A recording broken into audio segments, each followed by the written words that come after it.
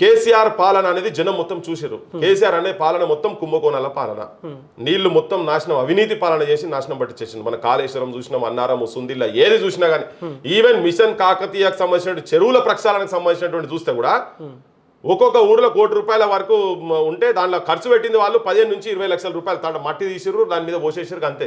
మిగతాది మొత్తం అవినీతే. ఈయన చేసింది మొత్తం అవినీతి చేసిండు. ఉద్యోగాలు అవినీతి, ఉద్యోగాలు 2 సార్లు గ్రూప్ 1 10 ఏళ్లలో ఆయన చేస్తే మొదటిసారి పేపర్ లీక్ అవుతుంది, రెండోసారి బయోమెట్రిక్ ఉండదు. ఇవన్నీ మోసాలు. ఆయన పాలన రాక్షస పాలన, దౌర్జన్యంగా చాలా మంది మీద కేసులు పెట్టారు, అడుగుతే కేసులు పెట్టి.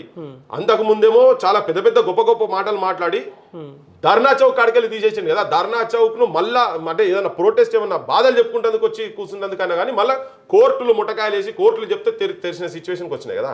ఈ పైశాచిక పాలన చూసిండ్రు కదా, జనం చూసిరు కదా. మళ్ళీ అంత ఈజీగా కేసీఆర్ నమ్ముతారని కాదు, కానీ ఈ కేసీఆర్ కన్నా ఘోరంగా చేస్తున్నాడు కనుక అయ్యో అన్నట్టుగా జనం ఉండొచ్చు. కానీ ఇది నిజమైన ప్రత్యామ్నాయం కూడా కాదు. కేసీఆర్ అనేది కూడా మళ్ళీ ఒక ఆల్టర్నేట్ అనేది తెలంగాణకు మాత్రం కాదు. మళ్ళీ తెలంగాణకు కేసీఆర్ అనే ఆల్టర్నేట్ అయితే ఇక కథ చచ్చిపోయినట్టు ఇంకేం ఉండదు. రాదు అబ్బా, అది కూడా రాదు.